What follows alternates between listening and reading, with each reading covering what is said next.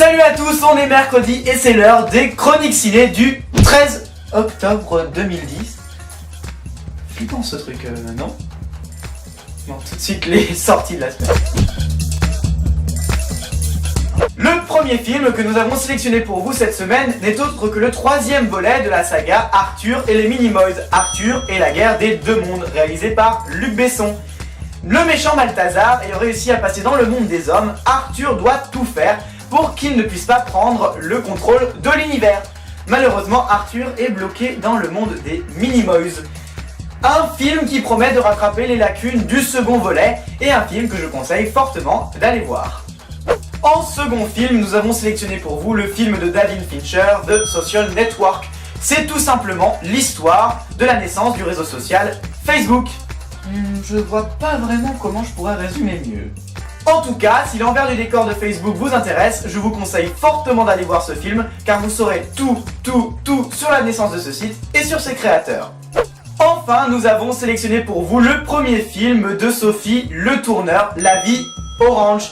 C'est l'histoire de Pam, 20 ans, et de sa bande de copines qui se retrouvent tous les soirs pour fumer, boire, danser, et j'en passe, croyez-moi, c'est mieux, jusqu'au jour où l'une d'entre elles décide de s'échapper du groupe pour tracer sa vie par elle-même. Bon, et puis, je souhaiterais rajouter que le film est en 4 tiers.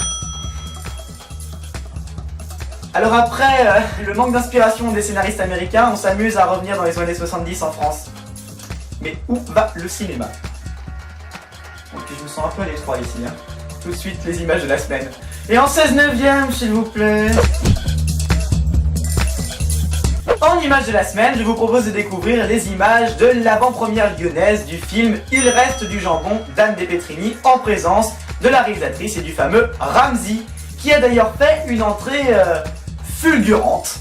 Et à chaque fois dans les salles, il y a un truc qui est relou, c'est la descente classe, les gens t'applaudissent et mais tu peux pas descendre vite, t'es obligé de descendre un peu. Ouais, c'est ridicule. Bonsoir. Un discours fulgurant sur les Français et les Arabes. Attention, il a un couteau, il va t'agresser, ça va. Alors, c'est le premier film où il y a une comédie romantique avec une Française et un Arabe. Ça j'aime bien. Ouais. Ça se voit, ouais. Pardon? Mehdi, je vais t'appeler Stéphane. En fait, le seul point de discorde qu'on a eu, le seul point de discorde, c'était le jambon. Je crois que les Arabes et les Français, on s'entendra un jour, hein, on s'entend bien. Parce que nous, on est sûr que vous allez finir par en manger. Et nous, on est sûr que vous appliquez la charia un jour. Voilà, donc on est sûr de trucs pas tout à fait pareil. Mais c'est bien, on est sûr. Je suis persuadé que le seul truc qui passera jamais entre nous, c'est le jambon. Mais par contre, une sortie complètement pourrie. Au revoir les gens. Au revoir. Bon film. C'est nul cette sortie, mais c'est une sortie. Voilà, bon film, messieurs, dames. C'est nul cette sortie, je sens bien. Hein. Enfin, vous me direz, hein, c'est toujours mieux que les rats. C'est les rats qui sont là pour ça. Yo yo yo yo yo yo yo, je suis le rat qui fait du rap. Yo yo yo yo yo yo yo. À fond les balades. Ouais, c'était quand même mieux.